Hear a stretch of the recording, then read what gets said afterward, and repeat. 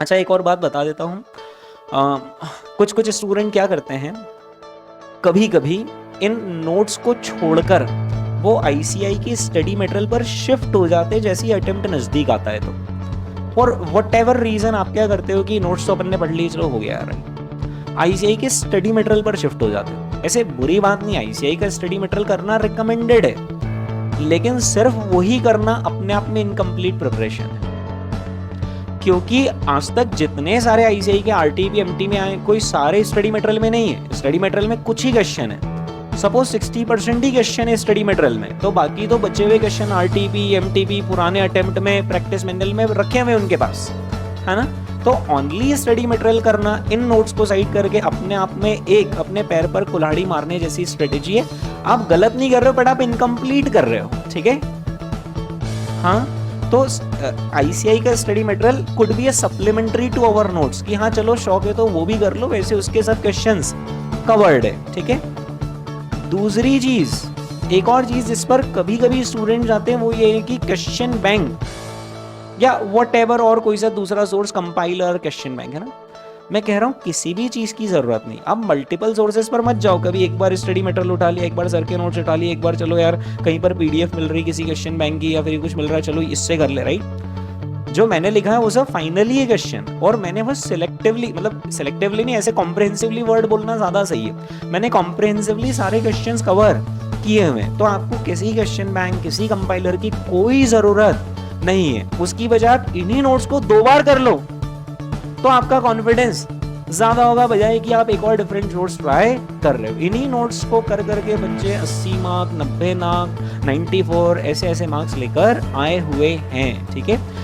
Only ICI का study material करना थोड़ा सा रिस्की हो जाता है। आप इसको एज अ सप्लीमेंट्री कर सकते हो कि नोट्स कर रहे हैं प्लस आईसीआई का स्टडी मटेरियल, राइट। लेकिन किसी थर्ड पार्टी सोर्स पर मैं तो रिकमेंड नहीं करता हूँ, क्योंकि होते वापस से घुमा फिरा कर 80-90% क्वेश्चन वही है, बट उनमें वापस से वो प्रॉब्लम हो सकती है कि उन्होंने सोल्यूशन वही प्रिंट किया हो जो आईसीआई ने किया हो, पर वो उनका गलत, तो उन्होंने करेक्ट नहीं करा, लेकिन मैंने तो क्लास में आपको करेक्ट भी करवाया या लिखवाया कि देखो यहाँ पर उन्होंने गलत करा है, बट कॉन्सेप्चुअली ये सही एंड सो ऑन, राइट। तो there could be errors, there could be confusion in other sources, I don't know, मैंने कभी देखा नहीं, बट मैं ये जरूर कह सकता हूँ कि इन नोट्स को कर लिया तो आप कॉन्फिडेंटली पेपर एग्जाम में दे पाओगे, पहली चीज। दूसरी चीज, बाई चांस अगर आप एग्जाम में बैठे और आपको ऐसा लग रहा है अरे और ये तो क्वेश्चन कभी किया ही नहीं, तो अपने दिल को बोलना ऑल इज वेल।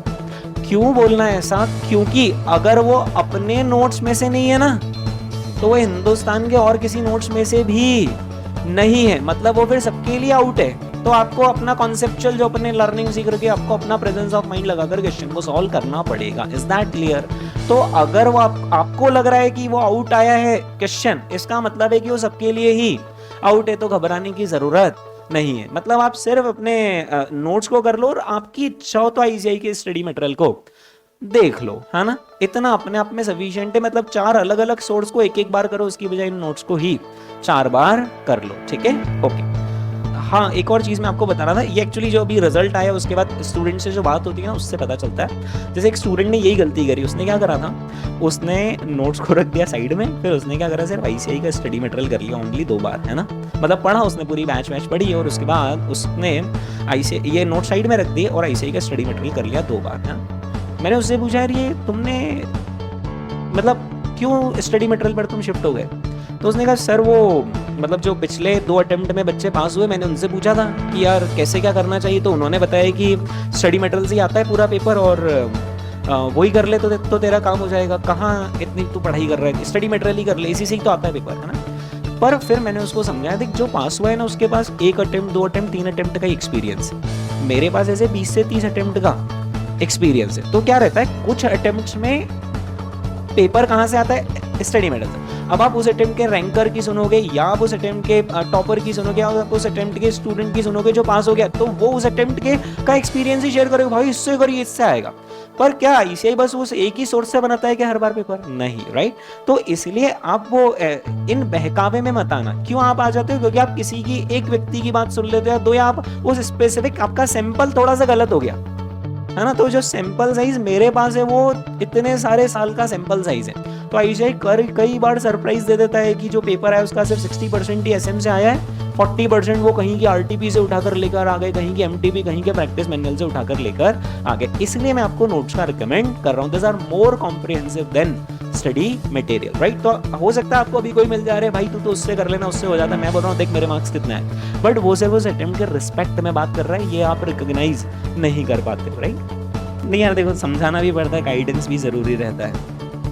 फिर मैंने उसको बोला भाई हाँ मतलब हाँ, उसके पेपर में क्या हो गया, उसके पेपर में ऐसा हुआ कि एसएम उसने करा और वो बोल रहा है कि ये क्वेश्चन तो सर वो एसएम से आए नहीं। फिर मैंने उसको नोट खोल के दिखा दिया कि एक एमटीपी का क्वेश्चन है और ये नोट्स में ऐसा। अब दोस्तों हाँ, इसको लास्ट रिवीजन वैसे मैं टिक करवाते जाता हूँ। और आप भी क्या करते हो, जब आप खुद का फर्स्ट रिवीजन कर रहे हो तो आप तब अपने सेल्फ एलडीआर मार्क कर सकते हो। मैं मेरे हिसाब से बताता हूँ एलडीआर, मैं एलडीआर जो बताता हूँ उसके दो होते हैं। एक तो वो अपने आप में कॉम्प्रिहेंसिव होना चाहिए कि एक क्वेश्चन को करके मल्टीपल कॉन्सेप्ट रिवाइज हो, और दूसरा वैसे क्वेश्चन के आने के एग्जाम में चांसेस ज्यादा लगते हैं मुझे, राइट, कि ऐसे ही कई बार इससे पूछ चुका है इस पैटर्न पे क्वेश्चन, तो वो मैं लास्ट रिवीजन मार्क करवाता हूँ। आप भी अपने हिसाब से जब फर्स्ट रिवीजन करो तो you can mark them as LDR, है ना, ओके। तो अपन देख लेंगे कि अगर कुछ छूटा है तो अपन, है ना। और एक और चीज, रिवीजन कैसे करना है, रिवीजन करना बहुत आसान है। रिवीजन करने के लिए सबसे पहले आप YouTube का रिवीजन वीडियो देख लो उस पर्टिकुलर चैप्टर का। जैसे आपको एमएनडे का रिवीजन करना है तो एमएनडे का YouTube पर रिवीजन वीडियो देख लिया, स्टेप 1। स्टेप 2, कॉन्सेप्ट कॉपी एमएनडे की पूरी शुरू से आखिरी तक की कर लो। एमएनडे उस चैप्टर की कॉन्सेप्ट कॉपी पूरी कर लो, क्योंकि कॉन्सेप्ट कॉपी में सब है। जैसे आप बॉन्ड का रिवीजन करोगे तो सब है उसके अंदर। मैंने आपको वो IRR, YTM और फेयर वैल्यू और कन्वर्टेबल बॉन्ड और आगे भी और लिखवाऊंगा, वो पूरा चैप्टर का निचोड़ है उसमें अपने आप में, है ना। कॉन्सेप्ट कॉपी देख ली अपनी। उसके बाद थर्ड स्टेप, अब आप आते हो क्वेश्चंस पर, है ना। क्वेश्चन क्या करना, क्वेश्चन में सबसे पहला एक डाउट आता है स्टूडेंट्स का कि सर इतने सारे, जैसे भी 50 क्वेश्चन निकलेंगे बॉन्ड में, तो 50 थोड़ी ना हम कर सकते हैं, रिवीजन करते हैं। मैं लास्ट रिवीजन की बात नहीं कर रहा हूँ, मैं जनरल रिवीजन की बात कर रहा हूँ। जैसे मई में अटेम्प्ट है तो मार्च अप्रैल मंथ की मैं बात कर रहा हूँ। हर एक क्वेश्चन आप लिख कर करना अफोर्ड ही नहीं कर सकते, इतना टाइम ही नहीं होता आपके पास, क्योंकि दूसरे भी सब्जेक्ट्स हैं। हर एक क्वेश्चन लिखकर करने के बजाय the thumb rule is 1 question out of every 5 should be done in writing and remaining 4 on calculator। जैसे अपन नहीं क्लास में कर रहे हैं, देख लिया कैलकुलेटर कर लिया तो बस, अब उसको लिखकर टाइम पास करने की जरूरत नहीं। वो नहीं बोलते स्मार्ट स्टडी वैसा। तो एक क्वेश्चन लिखकर करने से प्रेजेंटेशन भी क्लियर होता, नहीं तो आपके डिस्काउंटिंग का प्रेजेंटेशन भी नहीं कर पाओगे एग्जाम में। ये भी हालत हो जाती है कि यार कैलकुलेटर पे तो कर पा रहा हूँ, आंसर निकल रहा है, अभी इसको लिखूं कैसे, ठीक है। तो इसलिए 1 question out of every 5 needs to be done in writing। Writing में सुंदर लेखन की जरूरत नहीं है, रफ में लिख दो, interest into PVF plus RP into PVF. Is that clear, है ना। 1 question out of every 5 needs to be done in writing। यानी सपोज करो हमारे नोट्स में 700 क्वेश्चंस हैं, तो 700 का 1/5 यानी कि 140 क्वेश्चंस आपको लिखकर करने, और 140 लिख सकते हो, वो भी रफ में लिखना है, राइट। और बचे हुए सारे क्वेश्चंस आप कैलकुलेटर पे कर लो। एक और चीज, क्वेश्चन जब आप सॉल्व कर रहे हो तो आपने रिवीजन किया है ऐसा तभी माना जाएगा जब आपने क्वेश्चन पढ़ा और खुद से सॉल्व किया। अगर आपने इस तरफ रख लिया क्वेश्चन, इसके सामने की तरफ रख लिया सॉल्यूशन, सही है, तो ये कोई रिवीजन नहीं है। आपने तो सही चीज का ऑडिट ही कर दिया, और वो तो सही चीज का ऑडिट तो सही होगा, पर गलती कहां होती है वो तो आपको रियलाइज ही नहीं हुआ ना। नहीं समझे मेरी बात। तो किसी भी सब्जेक्ट में रिवीजन ऑडिट स्टाइल में नहीं किया जाता है। प्रैक्टिकल का रिवीजन कैसे होता है, क्वेश्चन पढ़ा और खुद से अटेम्प्ट किया, तो ही तो गैप आइडेंटिफिकेशन होगा कि मैं कहां गड्ढे में गिर रहा हूं, मैं कहां गलती कर रहा हूं। आपने सही सॉल्यूशन को देखकर ऑडिट तो एकदम सही ही होगा। इज दैट क्लियर, ठीक है। तो आपने कभी भी सॉल्यूशन नहीं देखना है। आपको अगर आप अटक भी रहे हो ना, तो आप अपना टू दी बेस्ट पॉसिबल आप उसको सॉल्व करो और आखिरी तक लेकर जाओ। ऑटोमेटिकली फिर उसके बाद जब आप सॉल्यूशन देखोगे तो गैप आइडेंटिफिकेशन हो जाएगा, अरे यार ये मिस्टेक हो रही है, ये मिस्टेक हो रही है। दूसरी बात, अगर मिस्टेक हुई है आपसे तो उसको इमीडिएटली नोट डाउन कर लेना, क्योंकि आपका माइंड ऐसा ट्यून्ड है कि वो मिस्टेक फिर से कर सकता है, क्योंकि जो एक बार गलती कर सकते हैं वो दूसरी बार भी हो सकती है, अनलेस आपने उसको सुधारा नहीं, राइट। अब आपने उस मोमेंट पर बस देख कर रख लिया, अरे यार इतना सा, तो वापस से गलती हो सकती है आपसे 3 महीने बाद, राइट। लेकिन आप उसको एक बार नोट डाउन कर लोगे और फिर आखिरी दिन आप उसको पढ़कर जाओगे तो ये बेनिफिशियल होगा, राइट। क्योंकि एग्जाम में जो भी स्कोर आता है, जो भी बच्चा स्कोर लाता है, उससे वो आराम से 5 से 10 मार्क्स ज्यादा ला सकता है, प्रोवाइडेड वो छोटी छोटी गलतियां जिसको वो छोटी छोटी बोलता है लेकिन वो एग्जाम में मार्क्स वाइज ब्लंडर क्रिएट कर देती है। और जितने भी अभी जो रिजल्ट आए हैं, जो पास होते हैं वो भी बाउंड्री पर ही होते हैं, 205 210, और जो फेल होते हैं वो भी सब बाउंड्री पर ही होते हैं। तो ये बाउंड्री के इस पार से उस पार जाने का तरीका ही यही है कि आप अपनी बेसिक मिस्टेक्स अवॉइड करो। और होती है, हर बच्चे से होती है। आप नहीं सब एक साथ कैसे झुंड में आप गलतियां करते हो, और मैं बोलता हूं अगर आप ऐसा, तो कॉमन पैटर्न है मिस्टेक्स का, बट वो जो गलतियां अवॉइड कर लेगा, रेक्टिफाई कर लेगा, वो 200 के हर्डल को क्रॉस कर जाएगा। और जो वो गलतियां करता रहा, वो कभी इस क्वेश्चन में गलती करेगा, तो कभी उसमें करेगा, तो कभी डेरिवेटिव में करेगा, और बार बार उसका एक एवरेज स्कोर ही आता रहेगा। So you have to work on your mistakes. बाकी कन्वर्टेबल बॉन्ड का जो आपने कंसेप्ट पढ़ा ना, वही पूरे हिंदुस्तान में हर बच्चा पढ़ रहा है। बट जो छोटी गलती कर देगा उसका मार्क्स कम आएगा, और जो गलती अवॉइड कर देगा वो पार निकल जाएगा ना। तो you have to work on your mistakes, और मिस्टेक्स को अपनी कॉपी के अंदर नोट कर लेना, ठीक है? ओके, अब जब इतनी बात हो रही तो एक दो बातें और कर दूं। जो मेरी मतलब बात होती है उससे पता चलता है। उस स्टूडेंट ने बोला कि सर मुझसे एक और गलती हो गई, मैंने एफआर का पेपर दिया, और एफआर का पेपर आप एक्सपेक्ट करके चलो कि एफआर के पेपर में आपसे दो प्रॉब्लम होगी। मैं 90% श्योरिटी के साथ कह सकता हूं कि आपके साथ भी ये प्रॉब्लम होगी। सबसे पहली प्रॉब्लम आपके साथ एफआर के पेपर में ये होगी कि आपका पेपर छूटेगा। उसका साइकोलॉजिकल रीजन ये है कि बीइंग द फर्स्ट पेपर, आपको एकदम आइडिया नहीं रहता है टाइमिंग का, क्या कितने लेंदी पेपर आते हैं और मुझे किस तरीके से करना है, वो एकदम आइडिया नहीं रहता है। अनलेस आप जब रियल लाइफ में एग्जाम में बैठोगे ना, और जब एक पेपर दोगे ना, तब समझ में आता है अरे बाप रे टाइमिंग कितनी इंपॉर्टेंट है ना। तो फर्स्ट पेपर नेचुरली थोड़ा सा छूटता है। वैसे इसको अवॉइड करने का तरीका ये है कि आप फर्स्ट मिनट से ही अज्यूम कर लो कि बाप रे मेरा तो 15 नंबर का पेपर छूटने वाला है, दनादन रेस में अभी से लग जाओ, तो आपका थोड़ा कम छूटेगा। लेकिन जो मैं आपको बात बोल रहा हूँ वो आपको एग्जाम में याद नहीं रहेगी, और आपका एफआर का पेपर छूटेगा। जैसे मेरी कल एक स्टूडेंट से बात हुई, उसका 25 नंबर का एफआर का पेपर छूट गया। और कैसा छूट गया? दुख हुआ उसको, आते हुए छूट गया, और ज्यादा दुख होता है आते हुए छूट गया। अटेम्प्ट ही कितने मार्क्स का हुआ? 75। अब 75 में उसने देखा कि यार एवरेज स्कोर तो वही 50 के आसपास ही बैठता है, और मैं तो चाह रहा था कि एफआर में 60 आए, एसएफएम में 60 आए, ताकि ऑडिट लॉ के 40 से मेरा ग्रुप निकल जाए। तो उसके 10 नंबर तो वहीं घाटा पड़ गया। और 25 नंबर का तो छूटा, मतलब बहुत बड़ा साइकोलॉजिकल फैक्टर आ गया। वो घर पर आया, एकदम ऐसा हो गया कि यार पैनिक हो गया कि मैं तो एक ही ग्रुप दे रहा हूँ, मेरा तो एफआर ही बिगड़ गया। 2-3 गलतियां उसने और करी। उसने देखा कि चलो अब जो बचा हुआ 75 मार्क का सही हुआ, उससे मैं एटलीस्ट पास तो हो जाऊंगा ना, 40 तो आ जाएंगे ना, मैं चेक कर लेता हूँ मेरा सोल्यूशन सही है नहीं। उसके लिए वो सबसे पहले यूट्यूब पर गया, और उसका कारण क्या था कि इस बार का जो अटेम्प्ट था उसमें एसएफएम के पेपर में 2 छुट्टियां थी पहले, तो थोड़ा सा रिलैक्स भी हो गया वो। और उसने क्या करा, सबसे पहले यूट्यूब पर देखा कि यार पेपर फैकल्टीज रिव्यू डाल देती ना, कुछ नहीं, फैकल्टीज के इमीडिएटली जो पेपर के बाद रिव्यू आते हैं वो रिव्यू कम होते हैं और पब्लिसिटी स्टंट ज्यादा होते हैं। यानी बेसिकली ये हमारे नोट से, ये पूरे 100 नंबर का हमारे नोट से। एक्चुअली आज की तारीख में अगर किसी फैकल्टी के नोट्स में से आ रहा है ना, तो वो आईसीआई में से आ रहा है, और आईसीआई में से नहीं आया मतलब फैकल्टी के नोट्स में से भी नहीं है, क्योंकि हर फैकल्टी ने अपने नोट्स को अलाइन कर रखा है आईसीआई से, to be on safe side. एक पोर्टफोलियो मैनेजर भी ऐसे ही करता है, मार्केट में जो अच्छे शेयर है सारे खरीद लो, मार्केट गिरेगा अपन भी गिरेंगे, राइट? तो वैसे ही होता है, हर फैकल्टी ने अपने नोट्स अलाइन कर रखे हैं, राइट? तो अगर कोई बोल रहा है कि 100 नंबर का मेरे में से है, इसका इम्प्लाइड मीनिंग है आईसीआई में से आया है, राइट? उसमें कोई रिव्यू नहीं होता है, ये आता है, ये ऐसे हो जाएगा, ऐसे हवा में सारी बातें होती है। अब वो एग्जाम में जो बच्चा पेपर देता तो उसकी सिचुएशन अलग होती है, उसको पैनिक रहता है कि 3 घंटे में मुझे लिखकर और सब करना है और ऐसा। और जब रिव्यू दिया जाता है तो देयर इज नो पैनिक, क्या हाँ ये इसमें ऐसा हो जाएगा, तो उसको पता चल रहा है मुझे लिखने में कितनी बैंड बची थी। तो उसने एक तो रिव्यू देखने में 2-3 रिव्यू उसने देखे और किसी काम के नहीं। फिर उसने अपनी किताबें उठाकर सोल्यूशन चेक करना शुरू करा, मतलब ही वेस्टेड रफली 3 to 4 आवर्स। और उसके बाद उसने कैलकुलेशन करा कि यार कितने नंबर बैठ रहे, इधर 3 नंबर आ रहे, उधर 4, ऐसे करके वो लगभग 40 के आसपास बैठ रहा था। तो वो तो वहीं मॉरली डाउन हो गया कि यार 40 और आईसीआई ने 2-3 मार्क भी इधर उधर कर दिए, तो मैं तो गया। उसके अगले दिन भी वो डिप्रेशन में रहा, उसको घर वालों ने भी समझाया। फिर जाकर उसने बचे हुए एक दिन में, मतलब यूं तो उसको 2.5 डे मिला था, लेकिन उसने इतना सारा टाइम वेस्ट कर दिया, बचे हुए एक दिन के अंदर उसने जितना भी एसएफएम है वो रिवाइज करा। पर वो तब तक ही मॉरली वीक हो चुका था कि यार अब 40 ही आ रहे और आसपास, तो अब मेहनत करने से क्या फायदा। इस चक्कर में उसने एसएफएम कम रिवाइज करा। और दूसरी चीज कि आपके बॉडी के अंदर वो केमिकल ऑलरेडी इतना स्प्रेड हो चुका है नेगेटिविटी वाला, कि अब आप समझोगे तो भी चीजें समझ में नहीं आएंगी, रिटेन नहीं होंगी, है ना।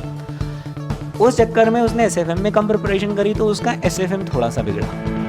अब क्या हुआ, एफआर और एसएफएम दो बिगड़ गए, तो अब तो बचा ही नहीं। अब क्या है, यही तो दो हैं जो आपको पार लगाएंगे। तो उसने ऑडिट में तैयारी ही नहीं करी, मतलब बिना तैयारी के उसने कहा अब चलो अगले अटेम्प्ट देना है, लेकिन क्योंकि अब अपन ने अटेम्प्ट का पेमेंट कर रखा है तो जाके ऑडिट, और बाय लक उसका ऑडिट में अच्छा हो गया। उसका ऑडिट के सारे एमसीक्यू अच्छे हो गए, बिना पढ़े जाते तो भी एमसीक्यू हो जाते हैं लेकिन थ्योरेटिकल नहीं लिख पाते, तो उसका एमसीक्यू पोर्शन अच्छा हो गया, थ्योरेटिकल पोर्शन निपट गया। फिर उसने देखा मैं बिना पढ़े भी कुछ कर पा रहा हूँ, तो उसने लॉ में पढ़ाई कर ली। लॉ में थोड़ा उसका एवरेज स्कोर आया।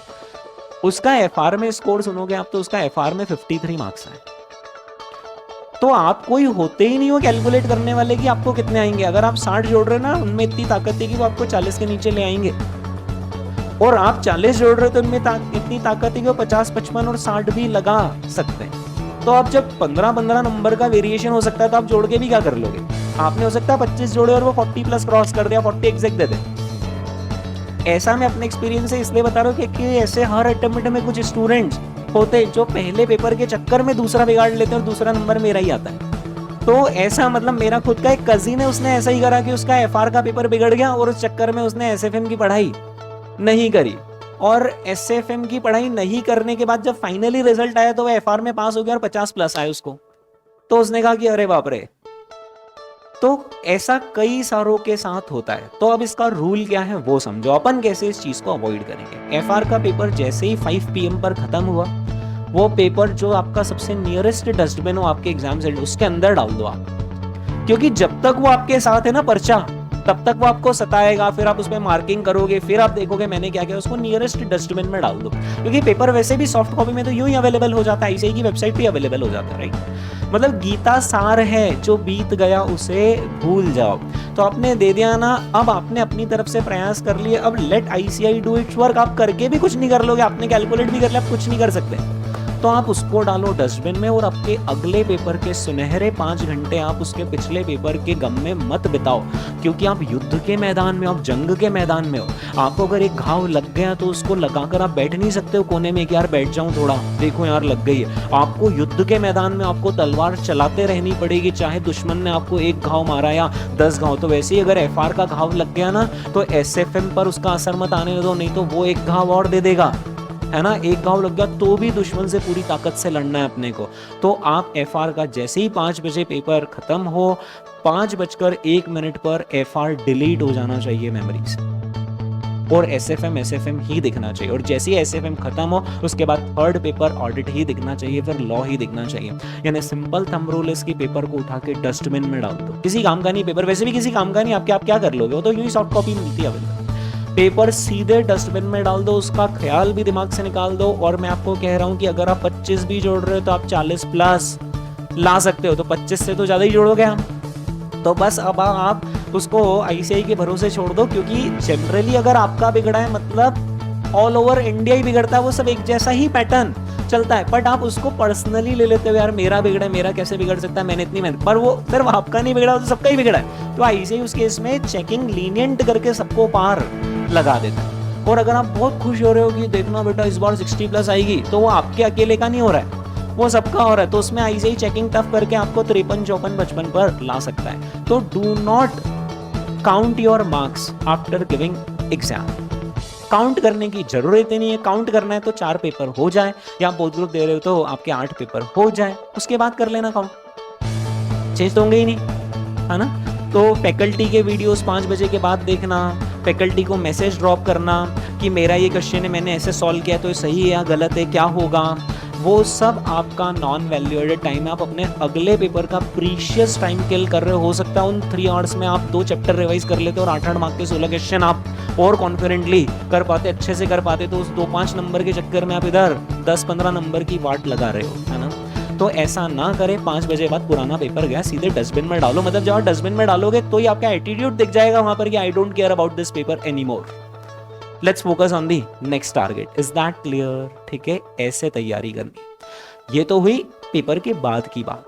अब जब पेपर 2 बजे या 1:45 पर आपके हाथ में आता है तो 2 बातें होंगी।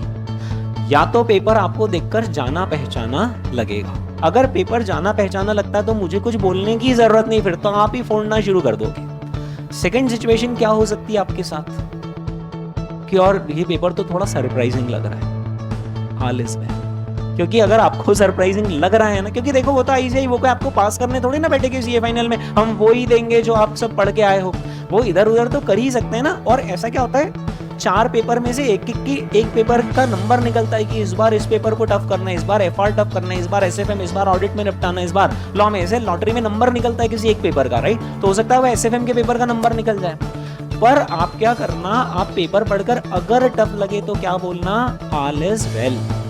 क्योंकि आपको टफ लग रहा है मतलब कॉमन पैटर्न है, हिंदुस्तान में सबको ही टफ लगेगा और सबके लिए एक जैसा ही पेपर छपा है। Is that clear?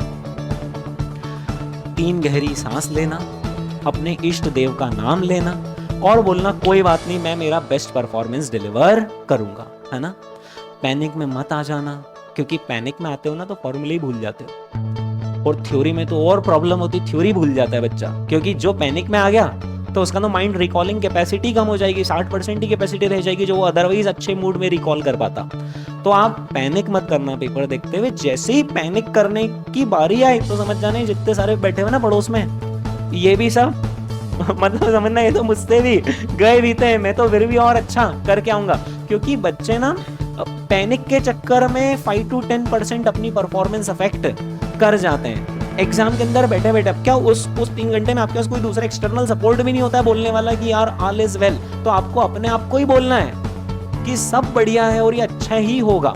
और टफ आया पेपर तो मैं कहता हूँ बहुत अच्छी बात है कि टफ आया पेपर, तभी एक तो चेकिंग लीनियंट होगी और तभी डिफरेंशिएशन होता है जो आपने पढ़ाई करी है वर्सेस वो जिसने 100 घंटे में एसएफएम कंप्लीट किया। क्योंकि अगर इजी पेपर आता है ना तो आपकी मेहनत बेकार गई है। ऊंचे लेवल का आपने कौन से पढ़ा, क्या काम का पूछा तो बेसिक में से ही है, तो वो भी वही कर रहा है, आप भी वही कर रहे हो, सबको मार्क्स लगभग बना। डिफरेंस कब क्रिएट होगा, जब वो पेपर टफ पूछेंगे और फिर हम हमारे कॉन्सेप्ट लगा पाएंगे वर्सेस जो ऐसे ही चलते फिरते तैयारी करके आ गया, तभी डिफरेंस क्रिएट होगा। तो tough paper is an opportunity, do not panic. वो एक अपॉर्चुनिटी आपको अपने कॉन्सेप्ट्स, अपना टैलेंट दिखाने की, और टफ सबके लिए आया है, अपने को अपना बेस्ट करना है। हो सकता है अगला पेपर ऑडिट एकदम सिंपल आ जाए और आपको उसमें 55 आ जाए, हो सकता है लॉ से भी इजी आ जाए और उसमें 60+ आ जाए, है ना। तो किसी भी पेपर में पैनिक नहीं करना है, अभी बहुत सारे पेपर बाकी, बहुत सारा अपने पास, अपने हाथ में है पूरा का पूरा एग्जाम का कंट्रोल, ठीक है। तो एग्जाम में पैनिक ना करना, ये मैं क्यों बता रहा हूँ, क्योंकि ऐसे सारे एक्सपीरियंसेस आते और बाद में पता चलता है कि एफआर जिसमें सोच रहे थे कि निपट जाएंगे उसमें तो 50+ आ गए, लेकिन उसके चक्कर में आगे के 2 पेपर हमने बिगाड़ लिए। 2 पेपर नहीं बिगाड़े, 6 महीने बिगाड़ लिए। अब वापस से वही चीज पढ़ो, बैठ के वही पढ़ो। अब अगली बार क्या मालूम एफआर एसएफएम सही निकल जाए पर ऑडिट में वो आपको डुबा दे, है ना। तो जो अटेम्प्ट अपने पास है वो सुनहरा मौका है, उसका 1-1 मिनट कीमती है। एग्जाम का पीरियड युद्ध का पीरियड है, उसमें आप बैठकर मोबाइल में यूट्यूब की वीडियो, टेलीग्राम पर रिव्यू या पिछले पेपर की चीज़ें खोलते नहीं हो। जो है आप सीधे फोकस करो कि मेरा अगला टारगेट क्या है, मैंने उसी के लिए पूरी जी जान लगा देनी। जब मैं 3 महीने से घर पर बैठकर पढ़ाई कर रहा हूँ तो अभी 6-7 दिन तो मैं एटलीस्ट अपने आप को काबू में रखूँ, कंट्रोल में रखूँ, मैं पैनिक ना हो। एग्जाम के पहले भी, दूसरे पेपर की वजह से, पिछले पेपर की वजह से, और एग्जाम के अंदर भी अगर पेपर भी टफ आ जाए, आपने इतना भी कंट्रोल कर लिया ना तो आप साइकोलॉजिकली अच्छे लेवल पर रहोगे और अच्छा परफॉर्मेंस देकर आओगे। नहीं तो बच्चे साइकोलॉजी के चक्कर में 6-6 महीने गवाह बैठते, आप किसको बोले अगर ये 6 महीने गवाह दे दो, राइट। तो ये सारी चीजें आपको ध्यान रखनी चाहिए, है ना। जो मैंने बोला उसको लिख भी लेना आप तो कॉपी में कि पेपर सिंपल आए नो प्रॉब्लम, पेपर टफ आए ऑल इज वेल। ये जितने सारे पास में बैठे हुए ये सब भी मेरी जैसी सिचुएशन में मुझे बेस्ट परफॉर्मेंस देना है, पेपर डस्टबिन में मुझे डाल देना। और सही में डस्टबिन में डाल देना, मैं तो ऐसे ही करता था, मतलब मेरे ज़माने में डस्टबिन नहीं होते थे, पर मैं घर पर आकर उसको मतलब अपने घर में जो भी बड़ा हो, भैया हो, दीदी हो, मम्मी पापा हो, उनको हैंड ओवर कर देना। और ये बोलकर हैंड ओवर करना कि अब मैं मांगू वापस तो भी मत देना। तो इस तरीके से भी आप कर सकते हैं। हाँ वैसे देखो आपने सही बोला कि इसको YouTube पर डाल देना, पर मैं वापस से एक बात और बोल रहा हूँ, YouTube पे ऐसे 1760 मोटिवेशन वीडियोस अवेलेबल है, लेकिन वो सब किसी काम के नहीं, उनकी लाइफ 1 या 2 दिन है। आप किसी भी मोटिवेशन वीडियो को देखते हो ना तो ऐसा लगता है मोटिवेटेड, और सिर्फ वो 2 दिन चलता है मोटिवेशन, तीसरे दिन वापस से आप वही हो जाते हैं। मोटिवेशन कम्स फ्रॉम इंटरनल, जो इंटरनल मोटिवेशन है वो लॉन्ग लिव्ड रहेगा। तो आप इंटरनल मोटिवेशन कैसे क्रिएट करो, आप अपने सामने किसी आइडियल को रखो। जैसे आपका कोई सीनियर और फर्स्ट टाइम बोथ ग्रुप का रैंकर, आप उसको आइडियल मानो, या आपके ऑफिस में कोई सीनियर है जो बंदा एक बार में पास हुआ था, आप उसको अपना आइडियल मानो, यार मुझे भी इसके जैसा करना है। इंटरनल मोटिवेशन ज्यादा लॉन्ग लिव्ड रहेगा, है ना। मैं ये डाल दूंगा, खैर मोटिवेशन वीडियो नहीं था ये, आपका वो वैसा था, बट मैं मोटिवेशन का कह रहा हूँ कि बच्चे और ये भी करते हैं, और मतलब मुझे तो बहुत आश्चर्य होता है कि यूट्यूब पे जाके सर्च करते हैं मोटिवेशन, मतलब मुझे कोई मोटिवेशन दे दो प्लीज़। मैं इस उम्र में डिमोटिवेटेड हो रहे हो 15 20 25 साल में, तो इतनी सारी जिंदगी पड़ी है। हाँ, इस उम्र में तो आपको यूं ही अंदर से मोटिवेटेड होना चाहिए, एक्सटर्नल मोटिवेशन थोड़ी ना ढूंढना है आपको, राइट। और मोटिवेशन चाहिए तो सिंपल सा रूल बताता हूं मैं आपको, आप अपने मम्मी पापा को, उनका सपना हो आप ही उनका सपना पूरा करोगे। उनकी इज्जत, उनकी सोसाइटी में इज्जत, उनके रिलेटिव्स के बीच में इज्जत, उनके फ्रेंड सर्कल में इज्जत एक्चुअली आप लोग हो। जिस दिन आप सीए बन जाओगे ना, आपसे ज़्यादा खुशी उनको होगी कि यार मेरा बेटा मेरी बेटी सीए बन गया। ये मोटिवेशन, बस इतना सा ही आपने 1 मिनट का भी थॉट ले लिया ना, तो जम के आप तो पढ़ाई पर बैठ जाओगे कि नहीं यार मुझे मेरे अपने आप के लिए नहीं करना है, मुझे मम्मी पापा के लिए करना है। बस ये हो गया मोटिवेशन, दैट्स इट। अब आपको दुनिया में इलॉन मस्क या फिर किसी और को थोड़े ना देखने की जरूरत है, अपने तो घर में ही मोटिवेशन है। चलिए दोस्त,